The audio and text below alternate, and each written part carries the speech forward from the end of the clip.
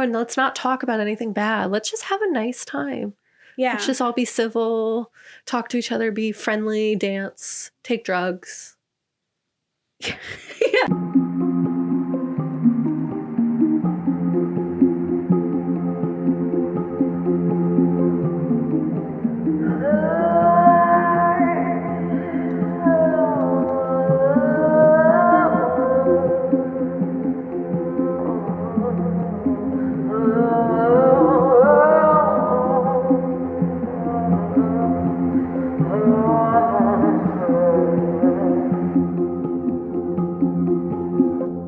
Hi, I'm Kat. And I'm Gabe. And we're The Ghouls Next Door. You know, talking about spooky stuff.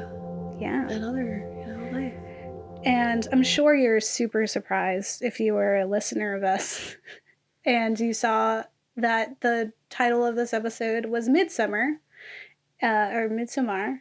And you were like, didn't they already do that? And what's going on here? They talked about that already. What is this? Yeah, we are kind of we're talking about it in a new way, a little different. The first episode we did, we were very angry, and rightfully so. There's quite a lot of things to be angry about.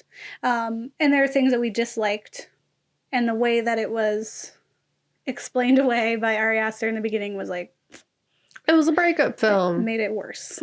It was insulting.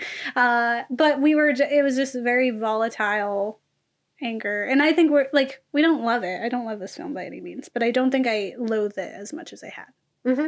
And so, and in fact, there's parts of it, there's things that I found out now where I'm like, there are things I like the fact that white supremacists and hateful people hate this film because of what it represents. And I was like, well, that just means, as the hunt has told us, slightly more. I was like, well, now I kind of have to like it. Yeah, like, am I one of no? So yes, I like maybe it. It's not the worst. Yeah. So, this is the first time we're really like reevaluating a film, and Midsommar was the first one we actually did an episode that was just about a film. Mm-hmm. So it's kind of interesting because we're doing that now frequently, and so to do so and be like, we're reevaluating the film, it's just the film, and it's in our like kind of film only series is very interesting.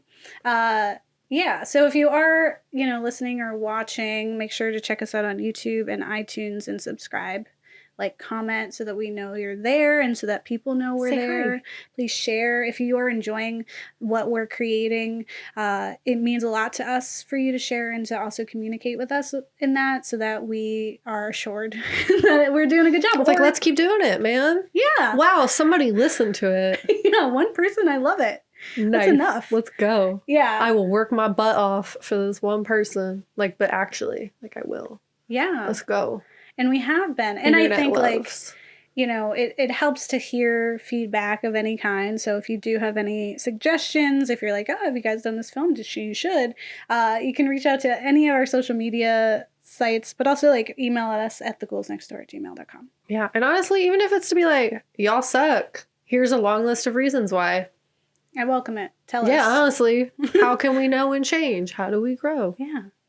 I would say, and let us say I don't think we are, but like, just say we're open to both sides. Well, listen, whatever. Yeah. Any press is good press, right? And if the right people hate us, then maybe other people will give us a chance.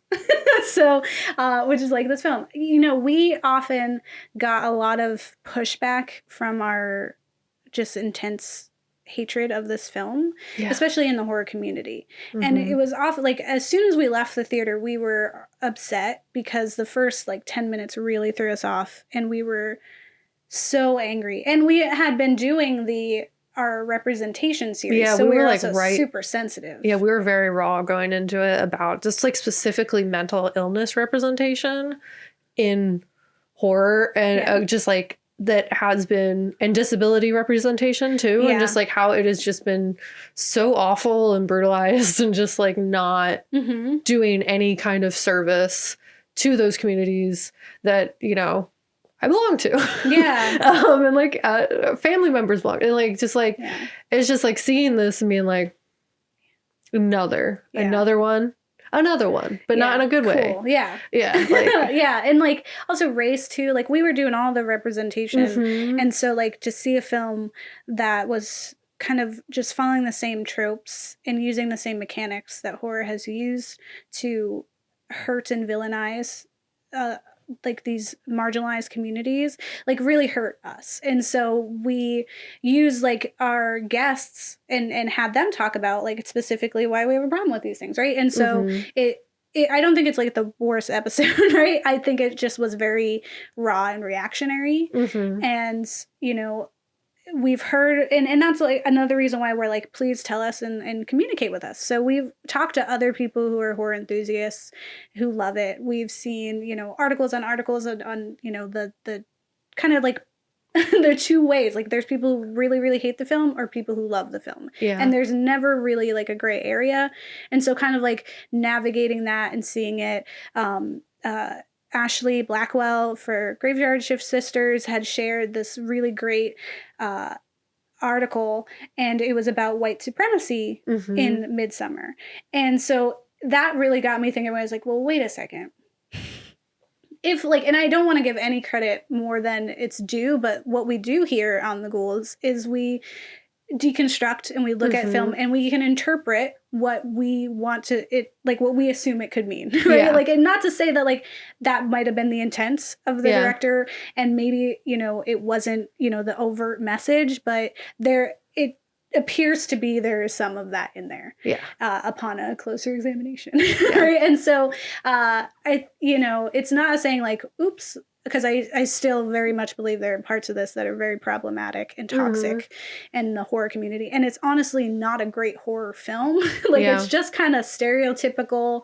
It's not very exciting. It's kind of like 2.5 hours of like snore fest and just like gaslighting and like like it just is like for a lot of reasons. But like when you take the other stuff, sure. Well, it's like this few things that it does well and says well doesn't make it an entertaining film. It just it's saying something. I think that's more so it. Like it's saying those messages, but did I enjoy watching it at any point at all during it? No. Yeah. I watched it the second time and it was kind of like grueling because I was watching it with the purpose of like being like, let me actually look and see and pick out parts that I think are interesting. But I really was like, I don't want this is not a film I just want to sit and watch. And like, and it's not for the gore because like I live for gore. And I think it's funny because the gore is very Saw. Like like what you see is like one is like literally the angel, right? Like in one of the Saw films, they have the angel where the back was opened up and it's like it looks like wings kind of like that happens in this film and I was like it's never been done and it's so quick and so nothing right, so I was like pfft, whatever, especially after coming from something like Hereditary. I was floored by Hereditary. That movie messed me up. It's still like really and it's that was a horror film. Yes. It's very visceral and raw and like I really enjoy the foreshadowing and like the hints and stuff throughout Hereditary got me really excited. In Midsommar, it really just felt like a lot of on the nose. No one like you really don't need to look that hard. Which is thankful because it was just raw in a different way. Like, and not in the way that you were. I mean, I guess it's like when you go into something with high expectations. That like generally. You're gonna get disappointed, but like, I had no desire. I still viscerally remember like the first 10 minutes and me looking at you and being like, can we go? Ugh. And then you being like, no, we have to stay. Well, like with our eyes, we never said these things out loud. No, we have to stay. Like, this is important. We gotta watch it. And then we did. And I was so scared you were gonna say you liked it at the end. Did I like the new one? No, like you liked Midsommar. Oh, from the first time? Yeah. I remember us looking at each other and being like, that was awful. And being like, oh, thank God someone else sees us. And like our guest Pascal also felt that way and had a lot of great input on like the disability aspect and also mental illness. And it was very apparent. But there was a tweet by I can never say her name, and I feel so bad about it. But one of the people is featured in horror noir, and she tweeted she was like, I'm rewatching Midsommar, and I don't know if I could sit through the worst, like the scariest scene, which is when Josh has his thesis stolen by the white guy. And I was like, it's pretty legit. And then she also tweeted under that, and I would also tear up that dance contest. What? I saw that tweet. It was great. Right? And it's and I retweeted it, but under that was where Ashley Blackwell had shared. She's like, this is a super important thing to talk about. Here's what it is. Because I've also had that conversation with her, because we had that interview with her right after that film, and I was telling her how much I hated it, and she was like, yeah. And I was like, I can get why people like it. And she was on the same fence. She was like, it's not great. But I get it. It says some stuff. But at what cost? And I will say, kind of in the realm of the hunt, right? And how we were talking about, you're influenced by what you deem as good. It kind of leans you towards it also thinking it's good, right? If someone you hold and revere enjoys something, you might have to kind of think maybe you enjoy it too, right? Yeah. And so a part of that came from articles in which they said Jordan Peele enjoys this film and thinks Ari Aster is one of the features of horror. And I was like, Hereditary is really good, so I get it. Yeah. People really love this film. And when I looked back, I was like, okay, I get it. And I can see why he would say that, right? Yeah. But then they're releasing the A24, they released the production books of their films, and they've done The Witch and stuff like that. They're releasing that, and the foreword of it is by Bong Joon-ho of Parasite. And I was like, I can't not. I was like, all right, now I'm just going to watch it. Angry watch it and see. But it helped to see all these articles that had come through that expressly stated this is actually addressing white supremacy. And I think a big part of it is what people really love about Midsommar is that it's in the daylight and it's always sunny, and it's a different kind of take on horror, which we're used to seeing at night. We're used to the demons and darkness invokes evil, right?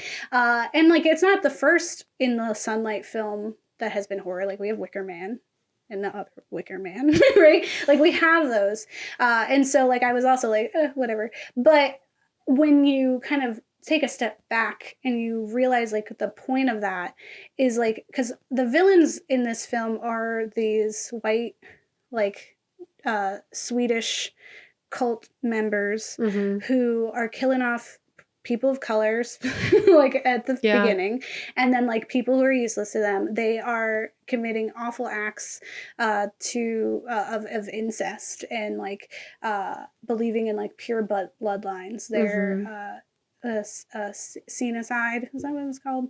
You kill elderly people. There's a lot, they're very much the villain.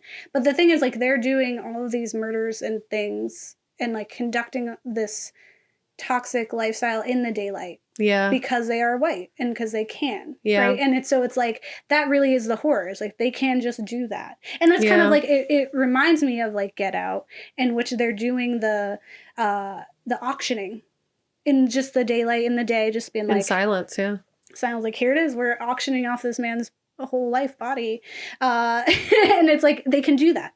There's no repercussions, right? And the fact that in this film, all of these characters, they're getting picked off little by little, and no one is remotely as afraid as they should be, because there's no way that these smiling white people are gonna kill you. Right?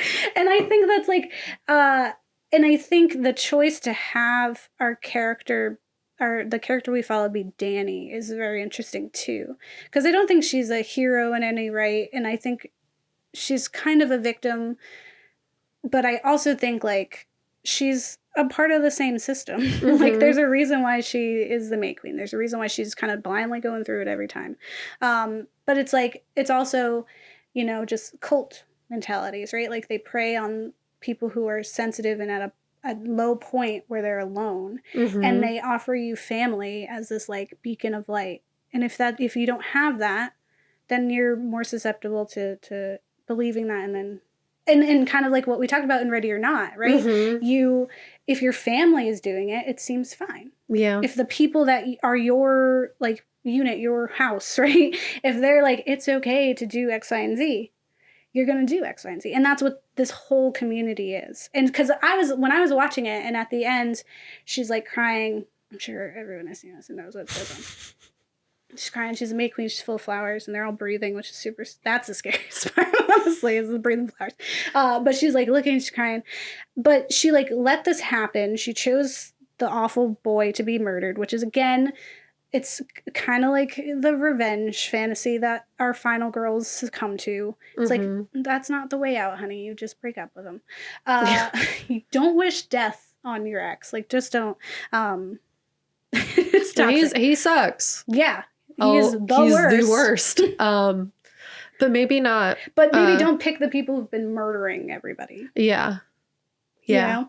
And so what I thought was like, so Pele loves her, and he kind of like he knows she's going to stay. He knows that she's the perfect victim to be a part of this. And there's a part where she becomes a May Queen, and Pele's sister, his twin sister, which he introduced kind of weird, but whatever. His twin sister like comes up and like holds her and says, "You're in the family. You're the family. You're my sister." And I was like, that's because Pele comes up and kisses her too. So I was like, so I am to believe from those acts and kind of like the way that they've been treating her is that after this, she is one of them, because that's what they do. They just come and grab like men so they can have white babies, because they don't all want to do incest. Yeah.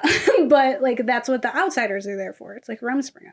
But they keep her because she's going to be like Pele's wife. Yeah. So that means like she's going to be a part of this community now. Like she's the ready or not like family members who married in. Yeah. Like she's just a part of the same awfulness. Like, and so I think like, you know, there's some toxicity there, but there's a lot of reasons why white supremacists are mad about this film.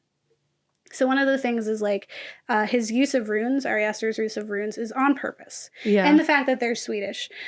There's like, because there's so much in that like pure bloodline, like Viking people believing they're the glorious, you know, perfect person, and kind of conducting these things to do that is on purpose.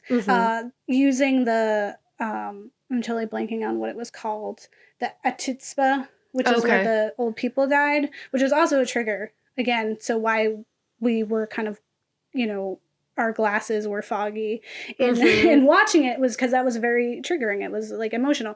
And that part also made me think of things. So like that is a rumored practice and has been disproven that that didn't happen. But there was a long time where people thought like Vikings would just be like, all right, old people, you're 72, you got to die now. It's done. And I was like, when I was watching it, I was like, it's such an interesting like practice and tradition for these like white people to have, because when you look at any other culture, like especially when you're like here in America, like we like people who travel from outside who come here and they see the way that we like Americans treat our elderly, like putting them in homes or just like casting them aside and not valuing them, like multiple, like most other cultures, like any like Latinx cultures have it where you're like your grandparents live with you and you value them, like they are the matriarch and patriarch of this family and they've been through stuff and so you have to like take care for them. Like that's how you return them caring for you. Same thing with like Asian families, like East and West Asian, right? Like or like South American, like there's so much like in African and other Black like islands and things like that. Like that's what they do. You take care of your elderly, and there's like this family thing in that. So to like for this group of people who are all white to be like, you've done your purpose, you go now, right? It's such a specific mindset of like you have a role, you feel it, you do it, you're done. And like kind of like how religion has like held and conformed certain areas, like even in America, like thinking about our witch trials and stuff like that, having this like very strict like idea of how people should be living their lives and like cutting them off kind of like we're not putting people on, you know, a boat and being like, okay, bye, you're done now, like that's not what happens. The runes throughout our Norwegian, and they all do mean stuff. But the express use of them is very much to be like, we are essentially like poking fun at this culture, or like highlighting some of the toxicity of this culture, because it is a culture that is inherently been hateful and has like this toxic pride in it. So it very much is a direct, which is why there's like white supremacist groups and people who have been like tweeting and talking about it, saying like, how dare they, you know, make it look like this stuff is bad. It's like, but it is, right? So like the idea that they like forcibly create Reuben, and they are kind of doing that awful horror and other film genre disability trope of like making him magical. Special, magical, because he has a disability, and the fact that they made him that way, and when he dies they're gonna make another one like that. Just like they believe that is the, it's I mean, it's not any crazier than Mormons looking in a hat. I mean, like, this is my Bible. But like there's absurd things like that, right? Yeah. So it's kind of easy to believe. But like his existence, like we were pretty upset by it and the fact that it was used. But when we're looking at it, it was used because it's absurd. Like it was used to make a commentary on that. Like it wasn't seen as a good thing. Like these are the villains. And whatever they do, we should be seeing as like, that is wrong, that's messed up, and learning from it. And so I think that's why that's super important. Later I saw a quote from Ari Aster kind of explaining that the fact that there's like a dismissal of Josh, what's his name in Good Place? Chidi. The dismissal of Chidi or Josh in this is because they don't really care about him. They're not gonna, like, because the people who are there to help their line. So that's why they picked the white boyfriend to have sex with the girl. They also, like, it's implied that the one girl who took the jerk boy away had sex with him in the woods before he was killed. And it's also the fact that the three people of color in the film that we see are all killed off screen or in the dark, right? So like people commend this film for saying like, you know, well, Josh didn't die first, but it's like, but the other two characters of color did die first. So you just because your one black guy didn't, we still had another black guy and an Indian woman. Like you can't just be like, they don't count. Like, what do you mean? But they died first, but they died off screen. Yeah. And like, we barely like get to see what happens to them. People do not care. Danny does not care. Like there's a moment where she is like concerned, but it quickly turns to selfishness where she says to the boyfriend, like, I could see you doing that. I could see you leaving me. And it wasn't like, no, that was weird. Maybe we should help her. Yeah. We should like validate her experience of fear and having like upset feelings about what's happening in front of her instead of just focusing on what bothers me right now. Yeah. And the fact that he dismisses her when she's like upset about it, and then she just dismisses the situation. Like she takes it more personally that he doesn't care that she's upset, then she is upset. Like it's because she's not good. Because she turns it into a fight and not like she uses their experience as a means to pick a fight with her boyfriend. It's kind of like The Hunt in that, where it's like, she's like, I'm right because I noticed them and I noticed their trouble, and you're wrong because you didn't notice. And I've done literally the bare minimum, which is just know that they existed. And that makes me better than you. And I really need that, right? And so, so Josh is killed in the darkness. And I thought there was a lot of interesting things. Is like, one, and we said this the first time we watched it, was I loved that Josh was researching them because it was a nice twist. Because generally it's white people hopping up into Africa being like, what are your archaic, things that you're doing? Oh, look at these savages. Let me learn about your stuff. Yeah. And so it was kind of refreshing to have a black man go to a white country and be like, this is whack, isn't it? Like, what is this weird, wild situation we're in, right? And so I really enjoyed that. And I think it's funny because, like, he knew what the Titsba was and he didn't tell anyone, which I thought was strange. But he is not real, like, he's, like, surprised by the graphic nature of it and, like, the situation, but he really doesn't care because he's like kind of looking at it as an anthropological point of view. Mm-hmm. And he has that whole scene where like they're walking, everyone is upset because they just watched 2 old people die. Mm-hmm. And then that's when Christian is like, I'm stealing your thesis. Yeah, what's up? And then Josh is upset. And I thought that was such an interesting, like he is desensitized to that violence. Like, it's kind of like, as a black man, is just like, yeah, I'm seeing it from this like science, like just like culture perspective, but also like, you don't know my life. Like, I could have very easily, like, this is just whatever, right? Yeah, people die. Yeah, right. And then what upsets him isn't that those deaths. It's that he's being like, his work, his intellectual property is being stolen. Yeah. And bluntly by this white man who just knows he can. And he confronts him for that. He's just like, I can't believe how obvious you're being. Mm-hmm. Like, you aren't, like, you know it's wrong because you're kind of nervous, but you're just in my face right now saying you're going to steal my thesis. I mean, if you think of like Amy Cooper, the lady in New York who knew and like used that and knew that she could in broad daylight and no one would stop her. Like, you know what I mean? Like, it's knowing the wrong thing to do and choosing actively to do it just because you know you can. Yeah. So I think it's interesting because they dismiss the couple by saying like they left. Mm-hmm. They dismiss the white guy who was a jerk who pissed on their ancestral tree. They dismiss him pretty like nonchalantly by just saying like he went off with a girl. Mm-hmm. And like it's kind of like whatever. But they essentially take a page out of the American press book and villainize Josh. They accuse him of stealing. So they make up the story that the book is missing, that what's his name was the last one who wanted it, and now he's missing, right? So they're like throwing his name in the mud and like insulting him, but nobody else. Even the guy who literally peed on their tree and has like been rude and awful the whole time. Yeah, he's just the embodiment of American. When you go somewhere that isn't America. Yeah. And he's being inconvenienced mildly. Like, how dare you, right? He was just expecting, like, foreign girls to fawn over him because he's American, right?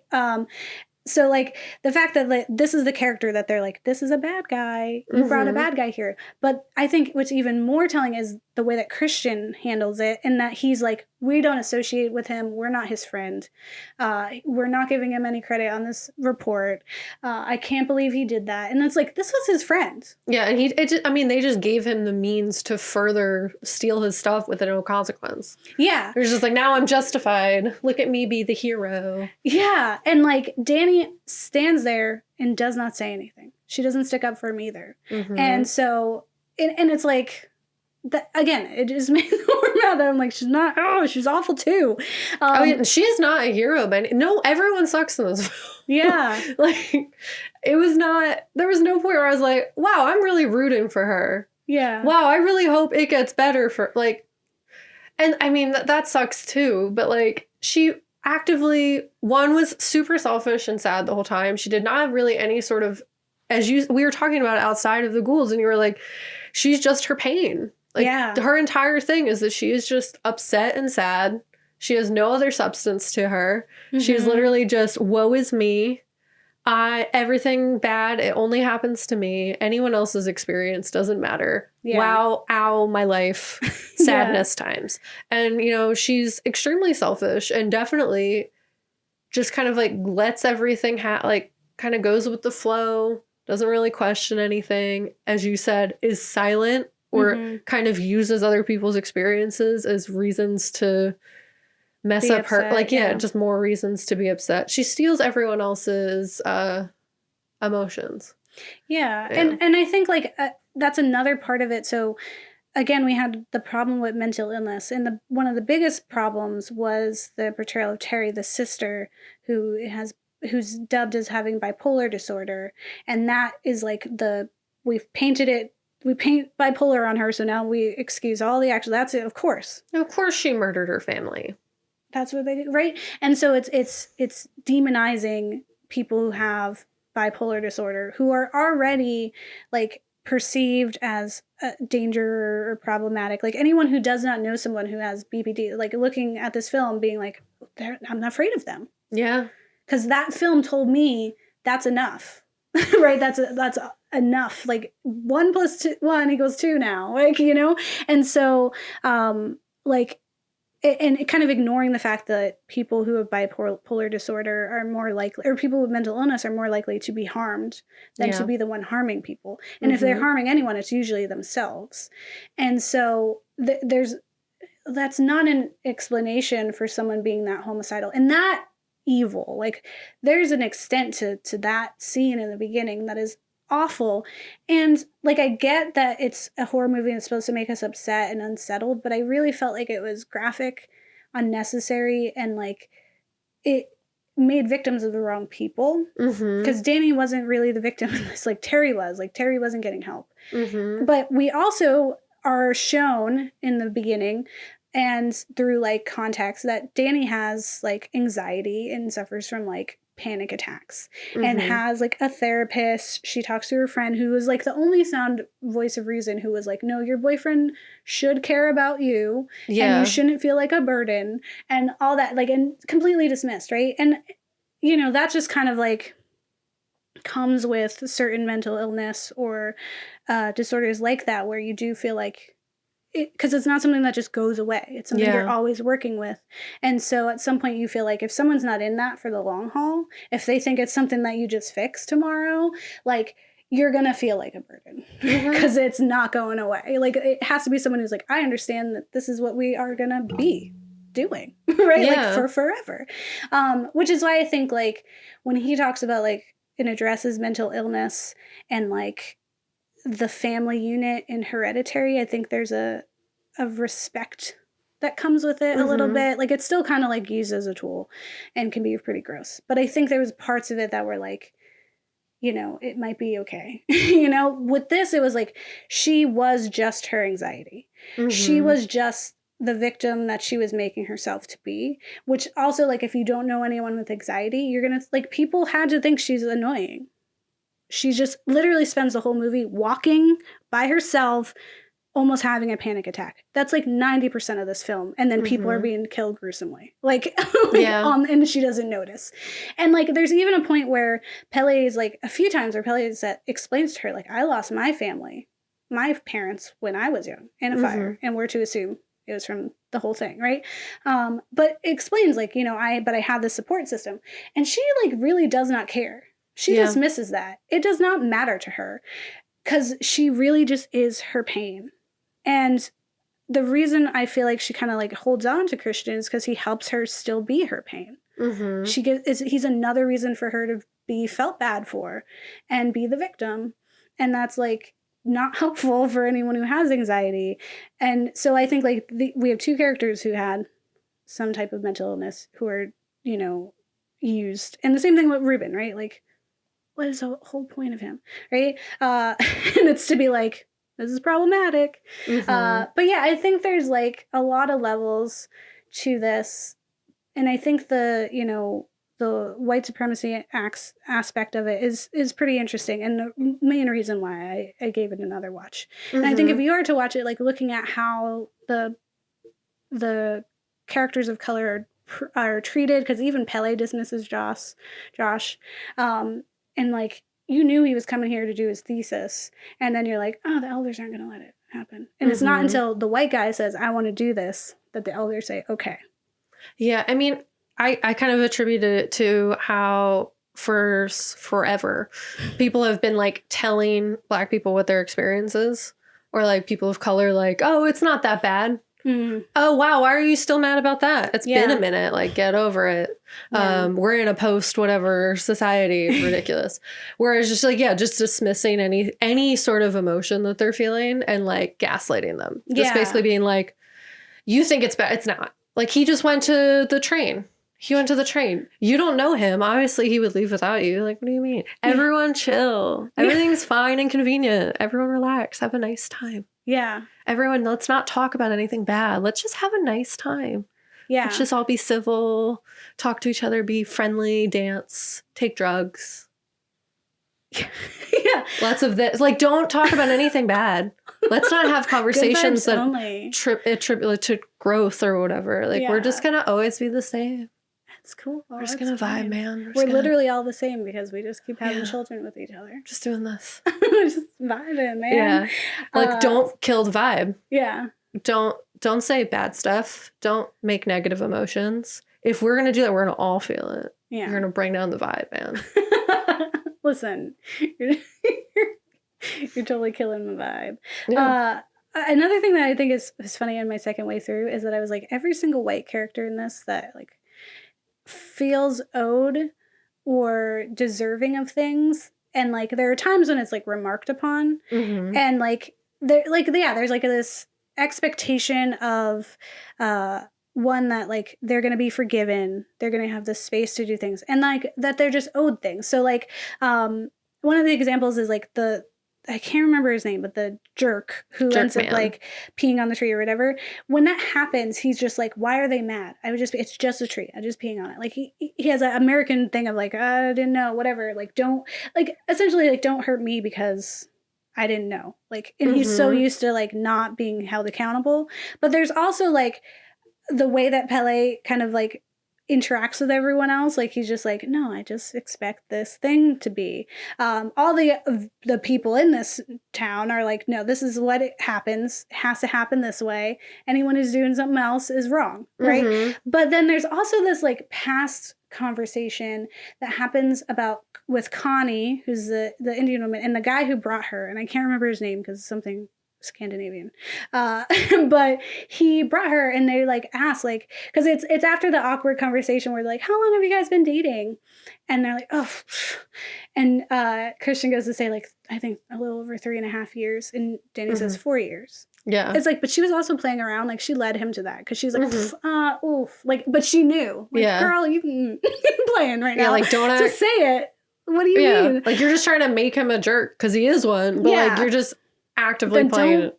Anyway. You're setting yourself up. Like, so they have that, and so it's awkward, and so to kind of change the subject, Christian says like, how did you all meet? And the guy who brought them says like, well, I was dating Connie, and then I met him, and she's like, we went on one date, we were not, and I didn't know it was a date, and then like later she ended up dating the guy that she was with, and I can't remember his name, and like now they're engaged or whatever, and he like kind of blows it off. He's like, yeah, well, they're my friends, right? Yeah. But it was like, from that little context, like, he is from this world where he gets whatever he wants. He's told that he's deserving of everything that he could ever want. He goes outside of that. He thinks he's on a date with this woman who's just being friendly to him, right? And it's that idea of like, by being friendly to me, you are telling me you want to be mine, right? And like, oh, you weren't mine, and now I'm kind of getting revenge. And he ends up dying too.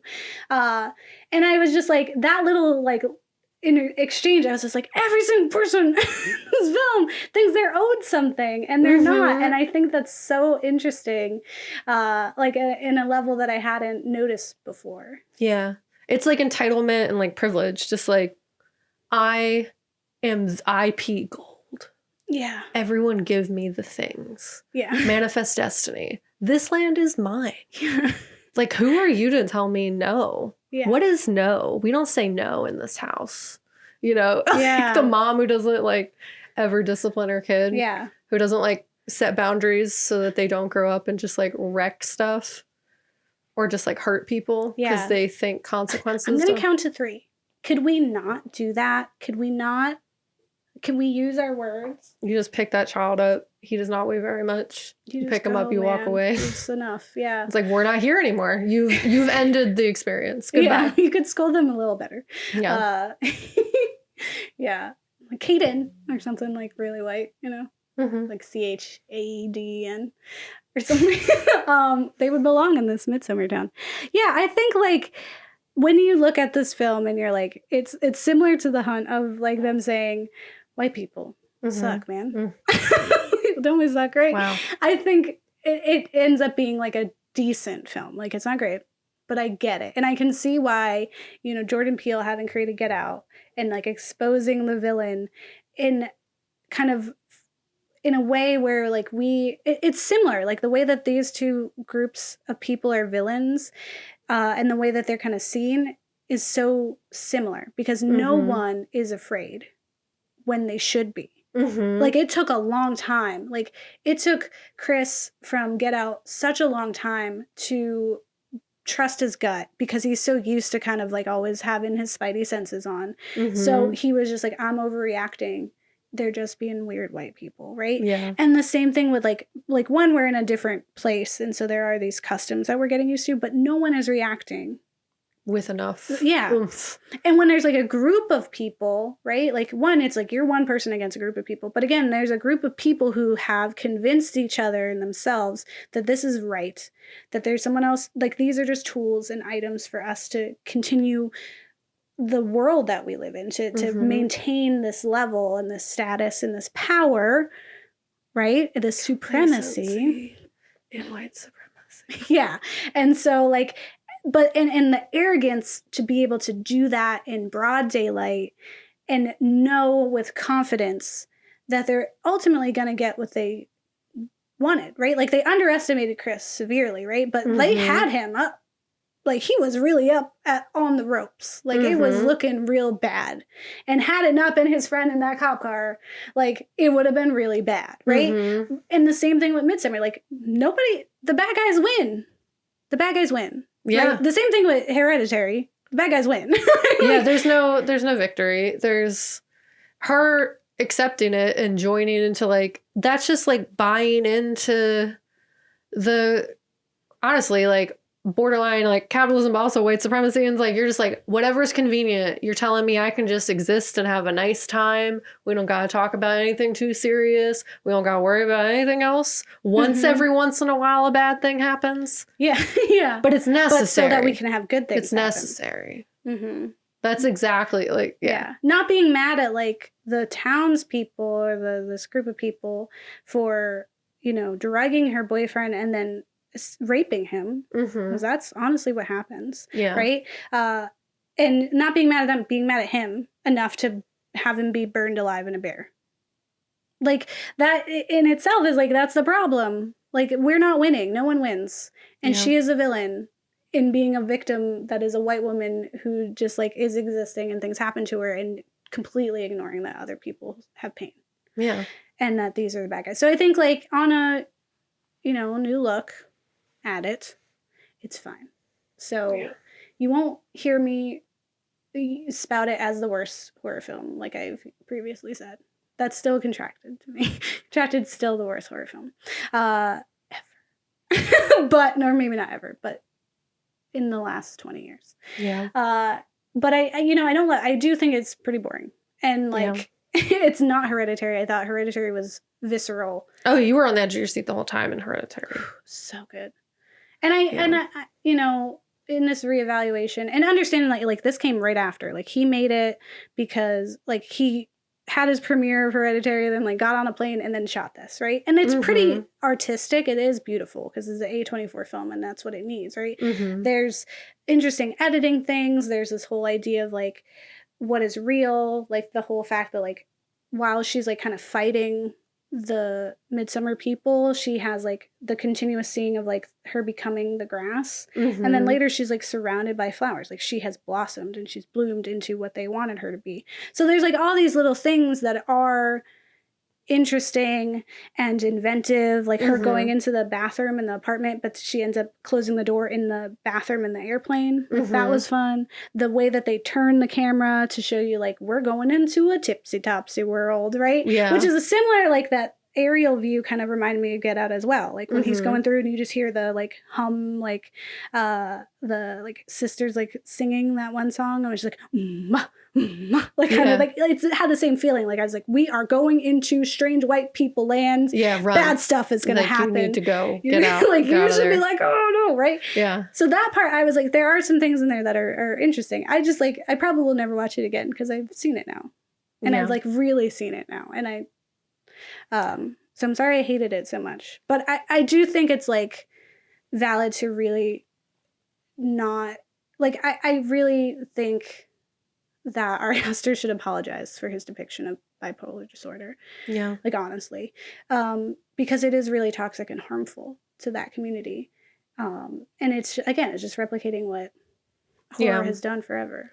And it's like, if you're trying to make a film that's like really reflective on like mental health issues, which is like ultimately like he argues that that's a big piece of it, is that he's trying to like express that like this is what it's like when you can't ask for help, like how asking for help is so stigmatized in the mental health sphere. And then in the same breath, like just manipulating a story of like a false version of someone with a mental health disorder. Like that's not, you're doing the opposite of what you were intending to do. And also, I get it. I think it said the things that it was saying. Yeah. I just don't say it's about a breakup then. Like, don't have that be the main pillar that this film stands on. Like, if anything, that is 75% of my problem with it. Where I'm just like, that's to do all of that for that's disrespectful. It's very dismissive of like any other character that's in there. And it's like, and if you're arguing it's about race, immigration, and white supremacy, argue that. Yeah. Say that from the rip. Like, say that that's what it is. And I don't know if he did. I don't think so, though. I remember seeing so many articles when we first did research on it that it was about a breakup. And that's just rude. Like, you're doing a lot if it's a breakup film. So, I mean, I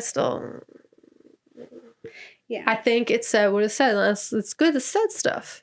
You know, good job. Thank you for saying things. Thank you for being deliberate. Because that's what we say, right? It's like, do it. And I think, like, one thing is, you know, we have talked about it in our past few episodes, is like having like characters of color and being deliberate with them. And I think like this is an example of it being commentary in and of itself. Like it was not overt, like it's not Get Out level of like, we are talking about racism and prejudice, right? It was like, here's how not only the horror genre, but like how white people and this idea have treated people of color. And so like their deaths and the way that we're treating them in this film is an example of that. And so like that was good. Like they weren't there and they weren't just killed off because like he wasn't taking into account that would matter. He did take into account that it would matter and did it on purpose. And so I think that is a merit. Like that's a point. And so they're good and bad. I don't want to see it again. I didn't enjoy watching it the first time. And I respect what happened. In the areas that it was good. Like, yes, it's necessary to do it well, whatever, live your best life.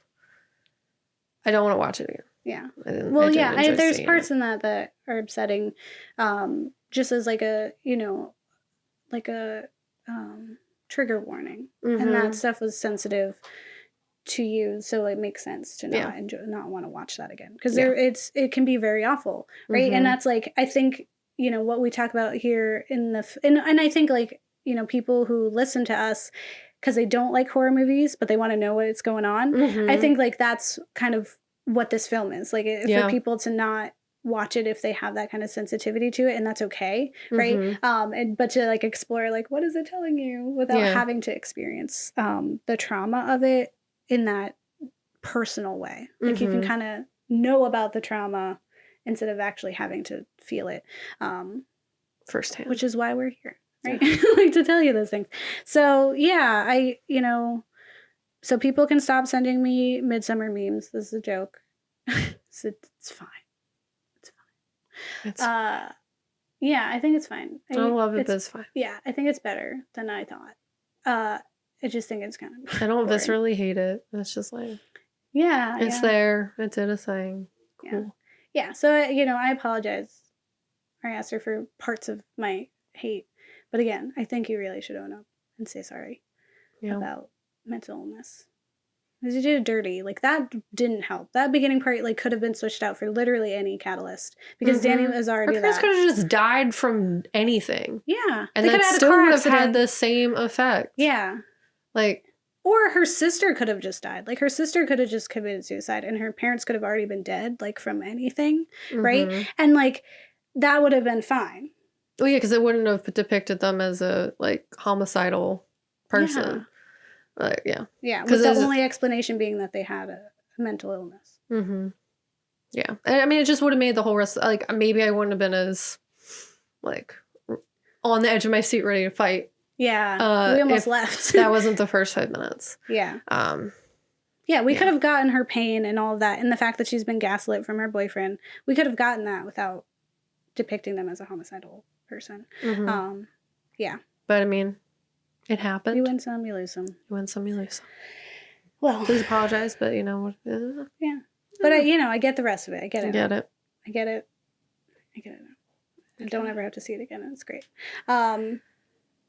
Yeah, so... But I won't, like, bite anyone's ear if they say they liked it. I'll just be like, yeah, no, I need to know why you liked it first. I do really want to know why. I need to know why. I do honestly really want to know. I don't want to fight you afterwards, so... Yeah.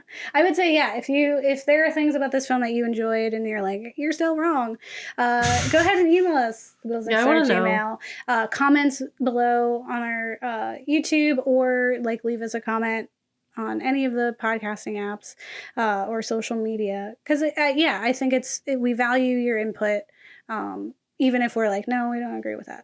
Yeah. Because we want to know. We want to know what people got from it, from any of the films that we cover. So be sure to do that. And that's how we, like, find out the new stuff. That's why we retouch on topics. Like, if we didn't see that article, maybe we wouldn't have had these dope crowns, like, chilling and talking to y'all. So yeah. No. We would have been vibing, man. Yeah. It's like, don't kill our vibe. Yeah. You're harsh in my mellow. Yeah. Right? Like, it's like, it's only good vibes here. You're harsh Take in any my negative feelings white person away. mellow. Like, oh my God, don't that's remind me inconvenient. that this sucks and that other people are suffering. You guys are still talking about the fact that stuff sucks. What is the thing that'll pacify this? I just want to get my lattes. Yeah. Please just buy this Black Lives Matter shirt from Etsy, even though I'm just a white woman. And it's a print shop. yeah. It's Me. Exactly. Me. Yeah. Yeah. So if you learn anything, it's that Danny's a villain too. And don't get married. Delete your kids. Yeah. Yeah, that's all I got. I was trying to think of something.